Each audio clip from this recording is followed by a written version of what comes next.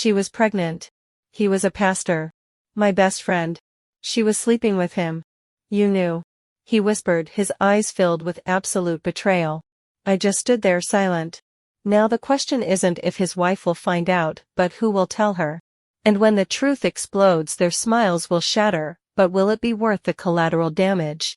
Okay, Reddit, strap in, because I'm absolutely drowning right now, and I just need to get this out, and maybe someone out there has some wisdom for a situation that's completely obliterated my understanding of right and wrong.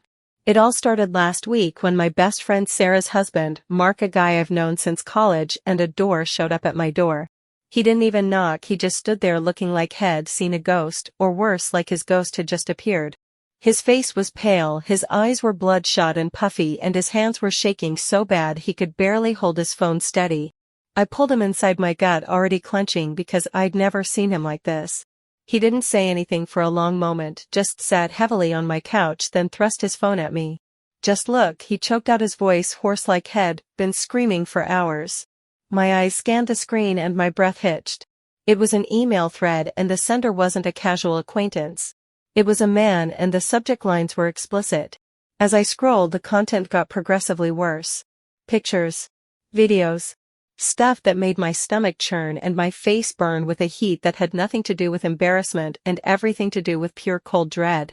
These weren't just a few flirtatious messages, this was a full-blown, graphic, years-long exchange. My brain was trying to process the words, the images, the sheer volume of it all, but it kept short-circuiting. What was I even looking at? This can't be real. And then I saw his name. The pastor.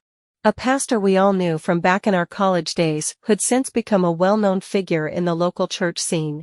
A sickening memory bubbled up, Sarah laughing over drinks years ago, casually saying, "Oh, pastor name is such a thirsty one, isn't he always sliding into DMs?"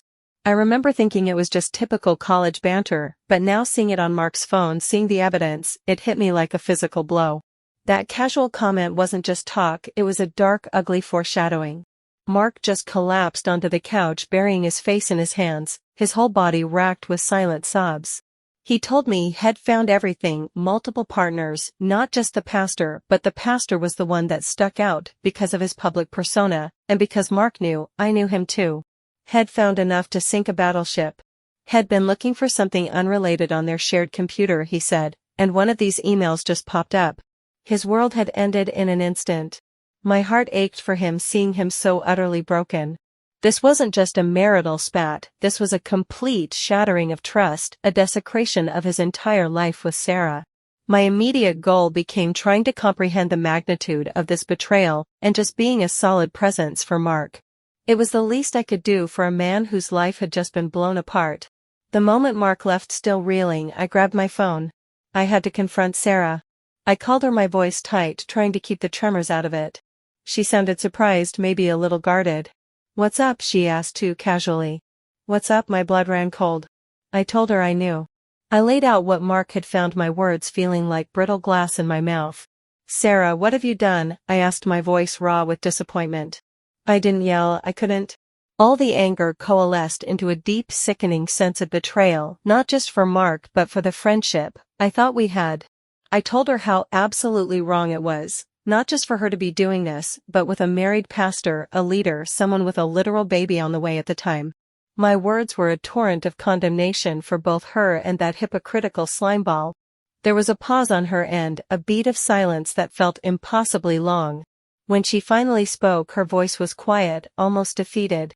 She didn't deny it. She tried to explain, to minimize, to deflect, but it all sounded like hollow excuses in the face of such damning evidence. My head was spinning. How do I even begin to navigate this mess? My best friend, the person I've shared countless secrets with, has been leading this double life involving a man who preaches sermons while sending explicit videos. My loyalty is completely split. I want to stand by Sarah, the friend I thought I knew, but her actions are absolutely indefensible. And then there's Mark, who is truly devastated, and I feel a profound responsibility to him. I'm torn between my bond with Sarah and my absolute moral outrage. I honestly don't know what to do right now, Reddit. What is even the first step when your best friend detonates her own life and drags a whole congregation's moral compass through the mud? I'm just trying to make sense of the immediate aftermath and figure out how to even think about this. Alright, Mark's pain didn't just stop that night. It became a constant hum in the background of my week, like a broken appliance I couldn't turn off. Head calls sometimes just to breathe heavily into the phone, sometimes to recount another agonizing detail, another piece of the puzzle that made the whole picture even uglier. He was a complete mess, swinging wildly from incandescent rage to gut-wrenching despair. One minute he'd be railing about Sarah's betrayal, his voice cracking with fury, the next he'd be quiet, utterly defeated, just asking how could she, and honestly I didn't have an answer. My heart broke for him every single time. But as the days crawled by, the focus for me started to sharpen, shifting from just Sarah's betrayal to the sheer audacity of the pastor. That guy, a supposed pillar of the community, standing up there in front of hundreds preaching about morals and family values, all while sending explicit messages and videos to my best friend. My mind kept replaying scenes from college, him charismatic and earnest leading Bible studies. Now that image was completely shattered, replaced by the sordid reality Mark had shown me. It wasn't just hypocrisy, it was a profound, calculated deception weaponized by his position. The worst part, Mark confirmed the timeline.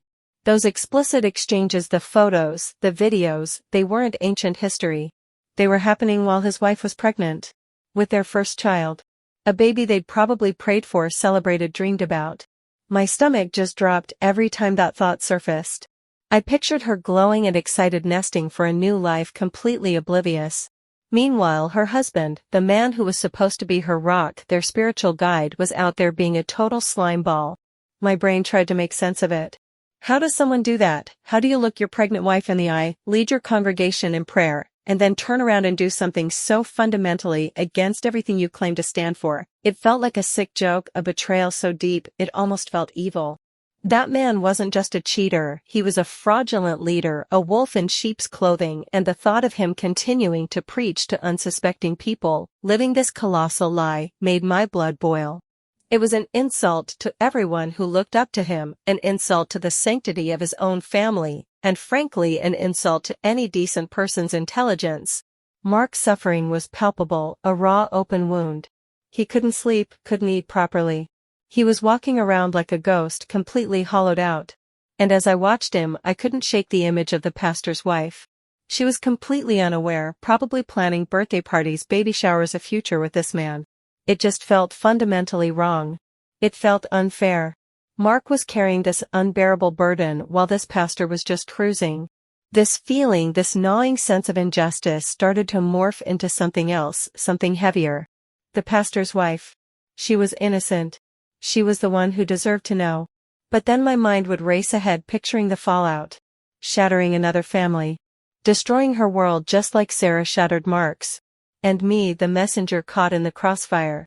Do I really want to be the one to light that fuse? The dilemma was suffocating. I felt this incredible moral imperative to expose the truth, especially for the unsuspecting wife. But the sheer terror of blowing up another life, of causing such immense pain, kept me frozen. I knew that if I did tell, it wouldn't just be the pastor's life that imploded, it would be a ripple effect, potentially destroying what's left of my friendship with Sarah, further complicating Mark's already devastating situation, and honestly making my own life a living hell. I'm caught between two impossibly awful choices. I see Mark's pain, I see the pastor's utter hypocrisy, and I can't shake the image of his unsuspecting wife. It's eating me alive. I just need to figure out how to weigh this monstrous moral dilemma that's landed squarely in my lap. Alright, Reddit, this is where I hit the wall.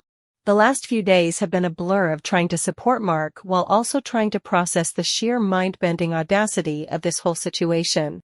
My initial shock and disgust have solidified into something cold and hard, a profound sense of injustice and a burning question that's consuming every waking thought. My mind keeps circling back to that pastor. This guy isn't just some dude who cheated. He's a spiritual leader, someone who stands in front of a congregation every Sunday preaching about morality, honesty, and the sanctity of marriage. He's supposed to be a guide, a beacon of integrity. But behind closed doors he was sending explicit videos and photos, living a complete lie, actively deceiving not only his church, but more horrifyingly his own wife. A wife who, let's not forget, was pregnant with their first child at the time these exchanges were happening. That detail, every time it resurfaces, hits me like a ton of bricks. It's not just a betrayal, it's a desecration of the most vulnerable and sacred period of a couple's life. He's still up there every Sunday continuing his charade, dispensing advice, collecting tithes, leading people. To me, that's not just cheating, that's a deep systemic fraud. It's a complete slap in the face to anyone who believes in the values he claims to uphold, and it sickens me to my core. How can he live with himself? How can his wife continue to live with him, building a family on such a rotten foundation, completely unaware of the venomous secrets he's harboring? And then there's Mark. He's still navigating hell, trying to piece his life back together. He's bearing this crushing weight alone, trying to reconcile the woman he loved with the person who betrayed him so fundamentally. It's not fair. It's fundamentally, excruciatingly unfair that he's suffering this much, while this pastor continues his comfortable, deceitful life with his unsuspecting family and congregation, none the wiser. My heart breaks for Mark, and the injustice of it all is a constant suffocating pressure on my chest. This is my dilemma, Reddit, and it's tearing me apart. On one hand, there's Sarah. My best friend Sarah. The quotes are heavy now, believe me. I have her secrets, her past actions, and there's a part of me that feels an old fading loyalty to her. Sharing this information would utterly destroy her already shattered life, and my relationship with her would be obliterated beyond repair. Then there's Mark's pain, which is so raw and real, and I desperately want to see justice served, not just for him but for all the innocent parties. But the biggest, most agonizing piece of this puzzle is the pastor's wife. She's completely innocent, blissfully ignorant, raising a baby with a man who is by all accounts a hypocritical predator. Does she have a right to know? My gut screams yes. She deserves the truth, no matter how devastating, before she invests another year, another decade into a life built on such a colossal lie. She deserves to make informed choices about her future, her child's future, and her marriage. But the sheer terror of being the one to deliver that truth, to be the person who shatters her world, makes my hands shake. I could blow up another family, cause untold pain, and risk immense personal backlash for myself. My life, already entangled in this mess, would become an absolute nightmare. So here I am, caught between a rock and a moral hard place. Should I tell the pastor's wife? Is it awful if I do? What are the implications of me staying silent, allowing this fraudulent leader to continue his charade? I'm desperate for some guidance, for some objective insight, because my own moral compass feels completely shattered right now. What the actual hell do I do?